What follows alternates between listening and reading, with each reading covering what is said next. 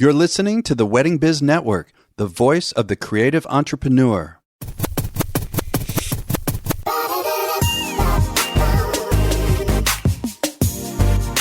Hey, Monte, we're on.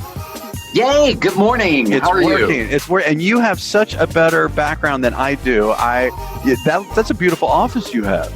Oh yeah, I'm surrounded by Jackie. If you look around, there's portraits and posters I've collected all these years. I don't know about this green chair. It's one of my favorites, but here we go. Right? It's great. Well, I just moved into a new place with my girlfriend, and I have to do some remodeling. So this is just temporary for me. Looks like you're gonna have to do a lot of remodeling. Yeah, I might need your help on this.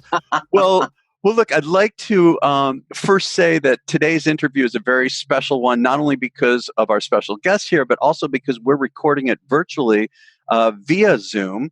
Which will be available through, and this is through WeddingMBA. So we want to give a shout out to Shannon and WeddingMBA. Hey, Shannon. And all of you who are going to be watching this, this year's conference is obviously virtual. I'm Andy Kushner, host of the Wedding Biz. It's a podcast in which I interview those who I consider to be icons of the weddings and event industry. And, and I do this to provide education and inspiration, which wow, do we need at this time in history? We do. And we do. And I have with me Monte Durham, a very successful and popular fashion expert who was one of the stars of TLC's Say Yes to the Dress Atlanta, where he had been the fashion director at Bridals by Lori, the South's premier bridal salon. And I first interviewed Monte on April 27th of this year, which is episode, remember that was 250, episode 250. Found at the Wedding Biz on your cell phone's podcast app or at theweddingbiz.com. So officially, Monte, I welcome you. Well, thank you. It's good to be back in the saddle, I guess we could say a little bit. It is great. God, April. Doesn't that seem like a long time ago? Oh, crazy. And that was like a year after or a month after the pandemic hit. I don't know. I think we were still in shock at that time. Yeah, and we did it at my friend's Dan's home because he had bigger I live in an older home, so, reception's not always the best. We did it over there. So, wow. We did. It's gone. But you had a lot going on before the pandemic hit. You were preparing to open a new hair salon in Alexandria, Virginia. You were starting to work on a new reality show. You had just announced a new product line, including one for men. So first, Monte, from a personal perspective, how has this affected you? How are you doing? You know what? It is so interesting when you step outside of yourself. It's like I really haven't assessed how I'm doing personally. Mm-hmm. It's just I have such a list of things I need to accomplish. Now, I've been running every day. So the good news is I've slimmed down just a tad more. Yeah. Good. And you that's took advantage of it. Right. Yeah. So, and that's how I relax. But it's really interesting when I talk to friends, neighbors that really aren't driven because they have no focus now. They're kind of sitting at home. They've really become lackadaisical, sort of. Huh. And with me, I have been running at 110% since you last saw me and talked. And so to step back and assess myself, I just get up in the morning and take a shower, shave, and hit the road again. I think that's kept me not only motivated, but I truly am inspired to get this business up, get it running, get involved with the community, and bring in some revenue for the city and myself. So I'm excited about that. Do you feel that you've learned anything personally about yourself through this experience? Yeah, I've learned that I'm not lazy. And I've learned that I do have a passion, and that I'm able to chase that dream. I mean, that's amazing to me. Instead of sitting back on my laurels and go, okay, I'm waiting for TLC to see if we're going to have the other contract, which is up in the air, and all that. And I'm like, no, I picked up this, and I'm going to be. So I didn't realize I was as driven and as passionate as I am. So yeah, hey, it's a little surprise.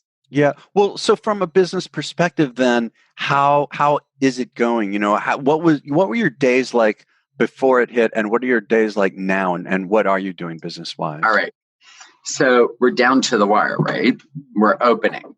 Invitations have gone out. Press releases have gone out. Mayor has been confirmed that he will cut the ribbon.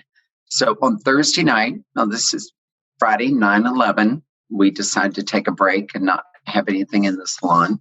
And on 9/12, September 12th, which is this just a coincidence that it just happened to be Jackie Kennedy's wedding anniversary?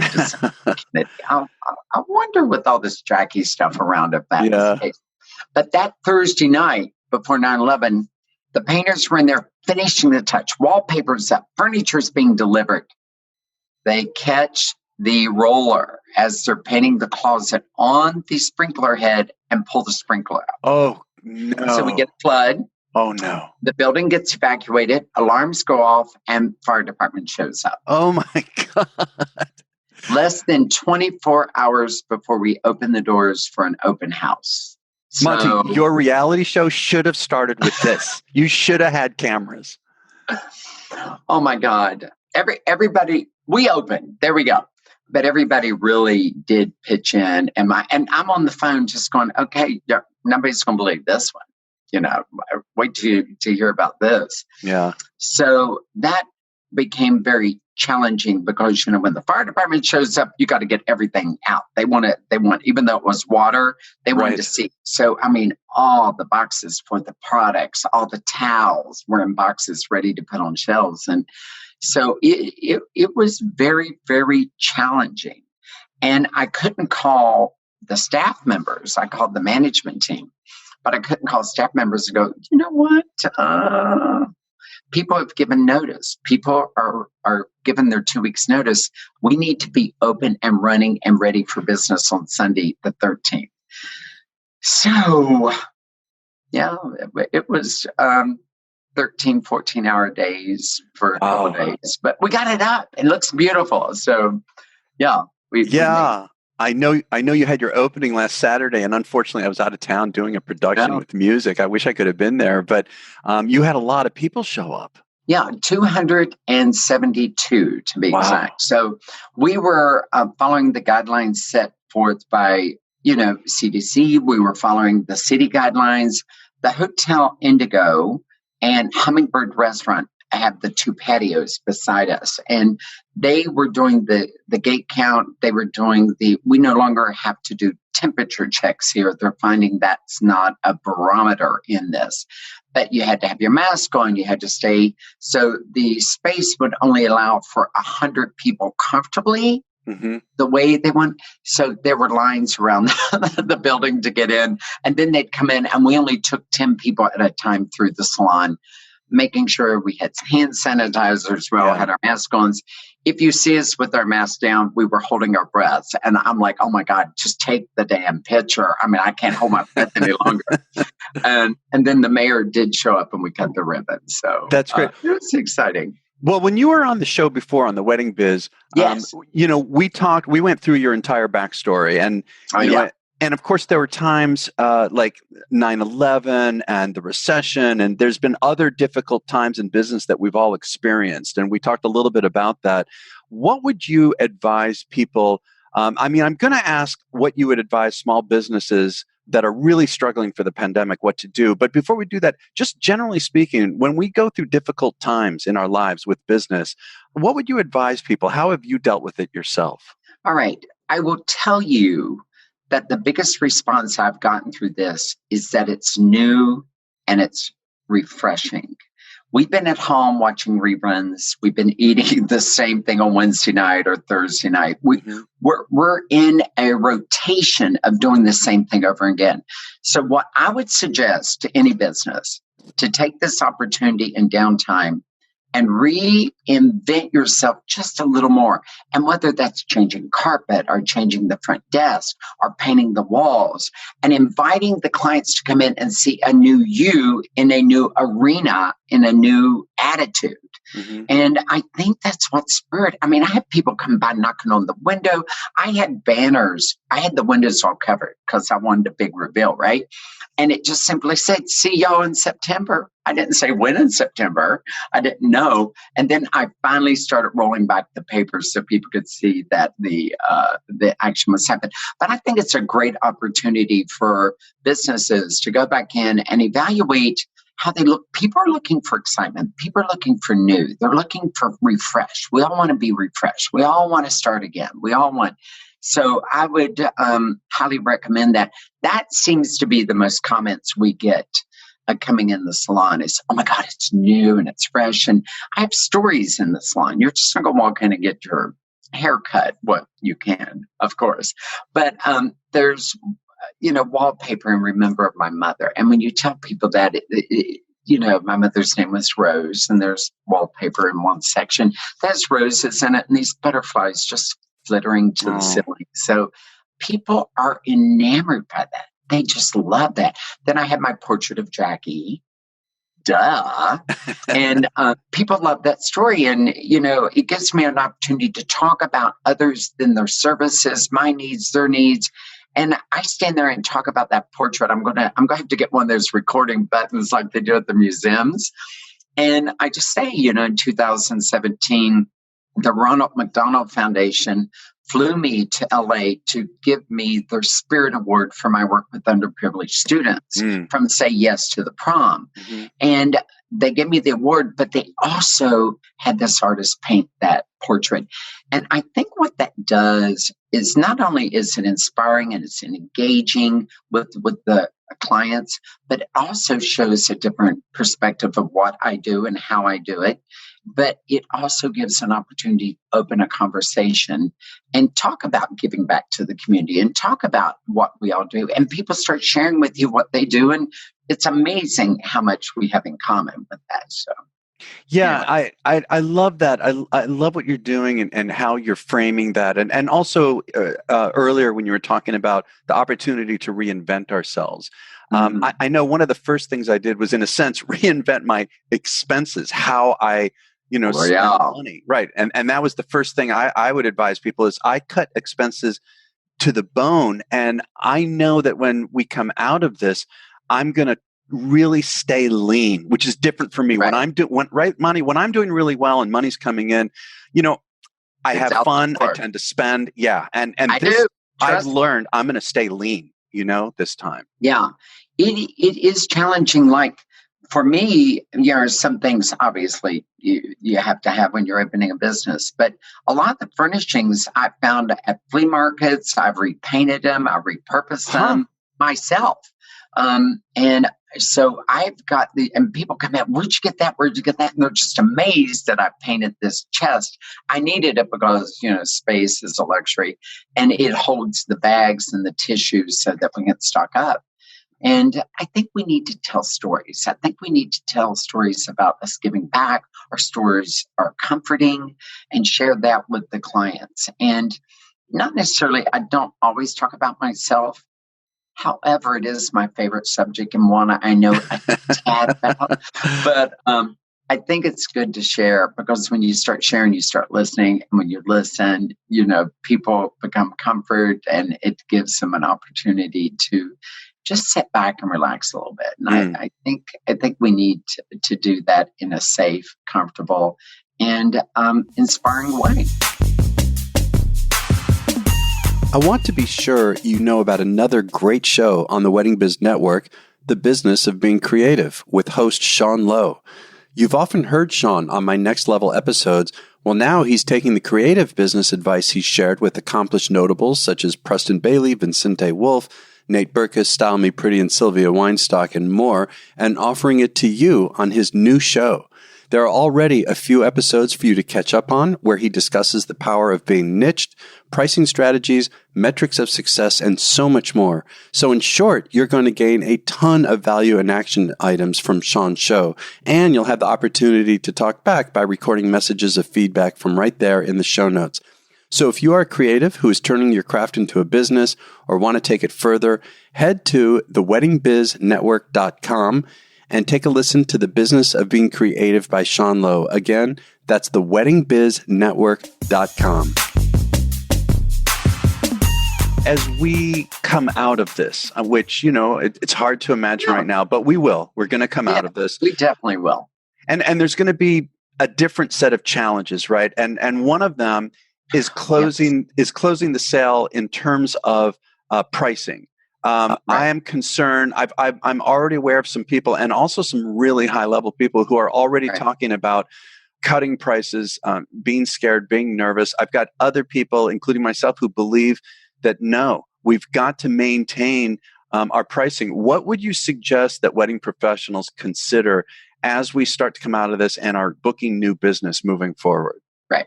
So what I've looked at myself, pricing, what I've done is that I have doubled up. I have a hair care line. So I have to be mindful of that bottom line. And, it's retail. So you have your keystone, you have your normal markup. From being in the wedding industry, I know that accessories are marked up usually a little higher than the actual garment, the wedding dress. If you're keystoning them, if you're doing that, maybe do a bundle. I've done that with the hair and shampoo. And what I did is I looked at them both, because you need shampoo, you need conditioner. It's one of the, it's a bundle. So I looked at that and I shaved off.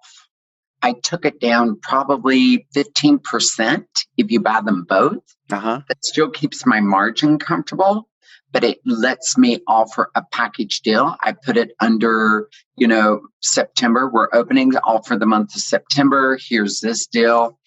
And so I'm not throwing the baby out with the bathwater, but I am offering an incentive, but I'm still keeping that bottom line solid. So maybe in the bridal world, you look at a dress and you pick maybe 3 of your most cost-effective accessories, whether it be a halo, a piece of jewelry, a veil, a shoe, or maybe even your bridesmaids collection, and bundle it and say, look, and then that way you don't take a hard hit on any one division of your retail. But if you put it together, they will share that cost effectiveness. And maybe put a bundle. If you buy this dress, you get a choice of these 3 veils, and it could be fingertip. And if they want a longer veil, then they kick up the other part of that revenue to pay for a longer veil. And that happens a lot. That when you offer something, they go, "Well, I really don't like that," and they go, "Can I take that credit and put it towards?" Of course, let's do that. So I think people are interested in accessorizing and getting it all done. Like in the salon, we shampoo. What's shampoo? Well, we got the conditioner. Well, I think I only need shampoo. Well, we got a bundle. You buy the shampoo, you get the conditioner at this price together. And that's how we've been selling it, and it's working. So that's interesting. Also, so here's a real fun topic. Now, you remember, when you were on the show, The Wedding Biz, the first time, and I urge everyone listening, you've got to check it out. I mean, Monty's backstory, it was episode 250. Wonderful conversation. So one of the topics that we got into a little bit was how to deal with difficult clients. And we all know from watching you on the show that you had a little bit of that every once in a while. I'm underestimating. I mean, if you could help tell a story or two and just generally help us with how do we deal with difficult clients? How do we do that? How do you do that? Okay, so my belief has always been in the service industry that the client is not always right. I mean, I'm not going to take that away from sales or from anybody. But I believe the client has to leave satisfied. And satisfied can happen in a few ways. It could be finding the product they want at a price they want. It could be suggesting they go elsewhere to find that product because we know where it could be elsewhere if what you don't have. And that is not always the best way to end that. But with difficult clients, I always tell the staff people pay for things for 2 reasons. There's 2 reasons they're going to give you money. One is for an experience. And that could be skydiving, jumping off a bridge, swimming with sharks, going to Bali. They're going to pay for that experience. They're also going to pay to get what they want. You give somebody what they want, they're going to pay for it. So you have to kind of balance both of things. And that's usually why most clients become difficult, is because you're either not giving them an experience or you're not giving them what they want. And sometimes all they want maybe is a little more attention. Yeah. You're waiting on 3 people at one time. I don't like being ignored. So, you have to monitor it. And sometimes it's just, hey, let's sit down. Let's review where we are and figure it out. And I have told this to many brides and clients. Look, I'm not here to upset you. I'm here to help you and be a part of this incredible experience and your incredible day. But if I seem to be bothering you or we're not connecting, let me step away and give you somebody that may make you feel better about your shopping experience. I don't have a problem with that. And that's how I usually deal with it. So maybe it's me. Maybe I'm giving off the wrong vibe. I'll take the hit on that. Maybe I'm not finding that perfect item that you want. Maybe I'm not listening well enough. And then maybe I'm not giving you the experience you want, because I want you to have that experience. God. And that's usually how I deal with them. So they're either going to throw something at me. Mm-hmm. It has happened. Has that happened? Yeah. Oh, yeah. They're going to curse me out, which happens a lot. I'm going to be told I don't know what I'm talking about. I'm like, okay. All right. I mean, I had an argument, speaking of that, with the girl. So this bride comes in and she's like, I want to wear a mermaid. All right. I never ask for a size, because when you're in the industry, you kind of can judge where they're going to fit. And, every designer's a different size chart, different fabric chart, different everything. So that gets kind of complicated. But mermaid. So I go and find mermaids that are I bring them to her and she goes, what are those? I go, well, that's the mermaid. That's not a mermaid. It's not. She goes, no, mermaids aren't like that. And I go, okay, let me go. And I thought maybe it was the bottom of the skirt, because, a mermaid truly does stop and go. It stops below the knees and then kind of shoots out in maybe a different fabric or a different. I go and pull a more consistent from top to bottom. No, that's not. She laid me out for not knowing what a mermaid was and giving her. So now she's had a bad experience. She's not being paid attention to, and she's not getting what she wants. So I have failed on all the accounts. Finally, I just look at her and I go, all right, can you show me, or better yet, educate me on what a mermaid is? Do you know what it was? What's that? An A-line. She wanted an A-line skirt, but in her mind, that's mermaid. And once a perception has been established, you can't change it. I go, oh, you mean that mermaid? Let me go get those. We had those in a very special spot. So let me go find those for you. But it was Tetris there for a while. I mean, and then, the biggest issue we usually have is the sizing issue. Because dresses run different size, and you always get kind of that's not size I wear, but in this designer you wear it. And I had one girl that just kept saying, I wear a 2. Clearly, you're not going to wear a 2 in these wedding gowns, but okay. And she just went on and started berating me in front of everybody. She's up on the runway. We weren't filming, but we're up on the runway and everybody's watching it. And she just started berating me on this. I go, trying to explain, this designer runs this size, this runs that and everything. And then finally here, I'd had it. And she was really giving, I said, all right, I'm just going to be honest with you. And she goes, please, why don't you? And I go, all right, the only way you are going to wear a 2 in that designer is if we put a 1 in front of it. Monty. There you go. Yeah. That went over like, in a punch bowl. But I know my size. I know what I'm doing. Don't just belittle me when I can tell you.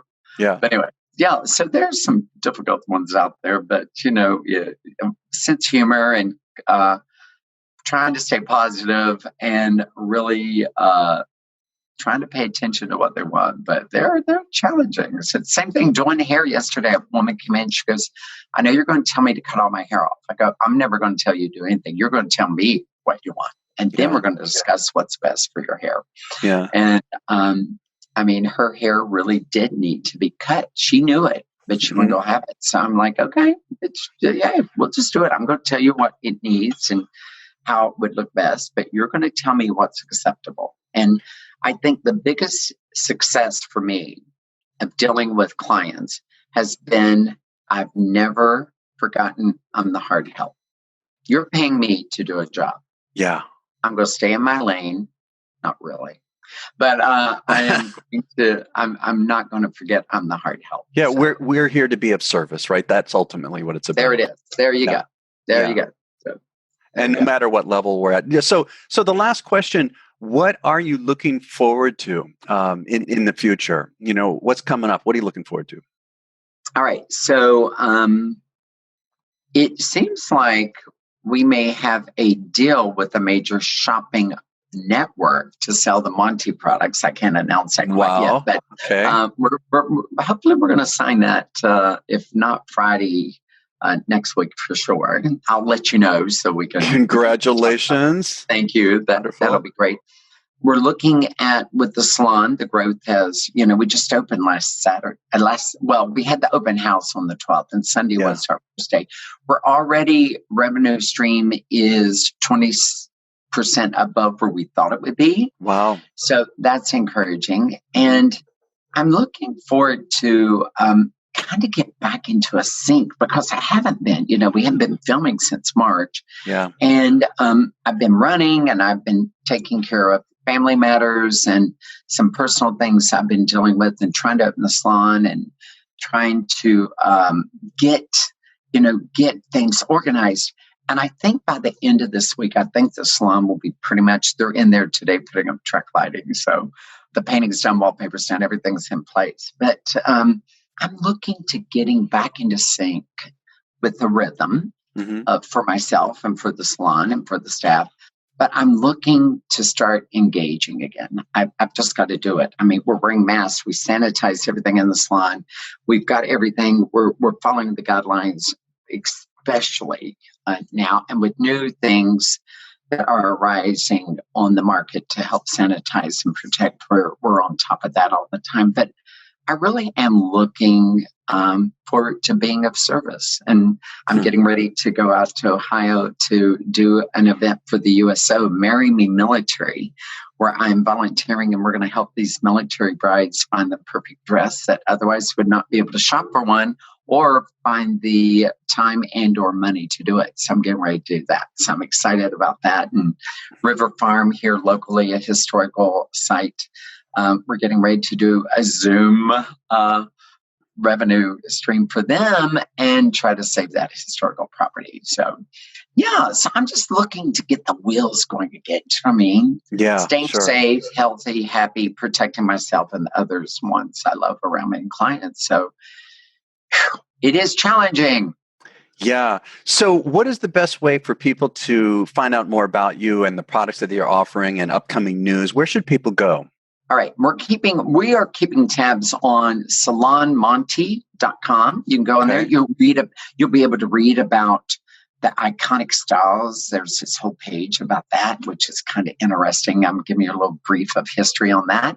And then you'll be able to see what's coming up, the appointments, the scheduling, the hours, the phone numbers, which are able to do it. So if you're not able to visit and get the full Monte in Old Town Alexandria, Old Town, you can visit that site and we'll keep it. We'll keep it going. And of course, follow me on Instagram with the real Monte Durham. I mean, we're posting and doing videos there. And Facebook was flooded with all these photos over the weekend. So it's good. And I'm just now getting back to email. And matter of fact, you're the first time I've opened email. Oh, really? Friday. Yeah. And so there's all these emails. But of course, and you're the most important. Of course. Well, that's wonderful. And again, everyone, I've got all this crazy equipment because we're also recording this for the podcast, the Wedding Biz. The audio version is going to come out. The video will be through WeddingMBA, and the audio through the Wedding Biz. You can follow us at the Wedding Biz and go to theweddingbiz.com or subscribe on your cell phone's podcast app. And Monte, one more time, thank you so much for being on the show. I love talking to you. I really do.